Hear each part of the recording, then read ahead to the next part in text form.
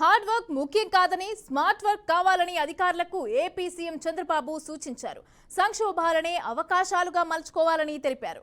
ఓటే దేశాన్ని ఇంతవరకు కాపాడుతూ వస్తోందని, ప్రజాస్వామ్యం లేకపోతే నియంతృత్వం వస్తుందని అన్నారు. ప్రజా చైతన్యమే ప్రజాస్వామ్యానికి శ్రీరామ రక్ష అని సీఎం చంద్రబాబు తెలిపారు.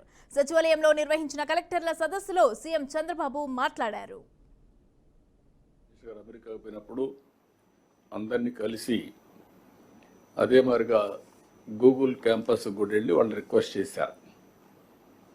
దాని ఫలితం ఈరోజు గూగుల్ కంపెనీ విశాఖపట్నానికి రావడానికి మీకంటే ముందే ఒక ఎంఓయూ చేసి ఇక్కడికి వచ్చాం. దానికే లేట్ అయింది. ఒక హాఫ్ అన్ అవర్లో మీటింగ్ అవుతుంది అనుకున్నాం, కానీ వాళ్ళని కూడా మనం ప్లీజ్ చేయాల్సిన అవసరం ఉంది. ఎవరైనా వచ్చినప్పుడు మీకు కూడా బ్యూరోక్రసీ కూడా ఒక లెసన్, అందరికీ బ్యూరోక్రసీ కాకుండా మినిస్టర్స్కి కూడా మనం కానీ ఒక పాజిటివ్ నెట్వర్కింగ్ కానీ పాజిటివ్గా కన్విన్స్ చేయగలిగితే ఆటోమేటిక్గా పాజిటివ్ యాక్షన్స్ వస్తాయి. మనం వచ్చారు, ఈరోజు వచ్చారు. ఈరోజు నేను ఎప్పుడు మాట్లాడుతున్నాను, ఒకప్పుడు ఐటీ మాట్లాడాను, ఆ తర్వాత ఆర్టిఫిషియల్ ఇంటెలిజెన్స్ మాట్లాడుతున్నాం, ఇప్పుడు డీప్ టెక్ గురించి మాట్లాడుతున్నాం. అంటే వేరియస్ మార్పులు చేర్పులు వస్తున్నాయి భవిష్యత్తులో.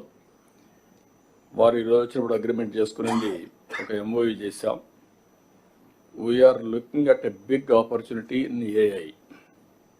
Signed an MOU with Google. This will help in huge development in Visakhapatnam.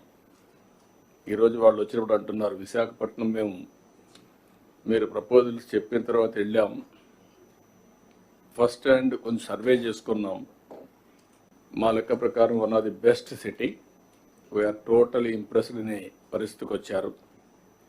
ఇప్పుడు బిగ్ ఫర్మ్స్ లైక్ గూగుల్ కానీ ఇక్కడికి వస్తే, విశాఖపట్నానికి వస్తే స్ట్రాటజిక్ ఇన్వెస్ట్మెంట్లో that is a game changer.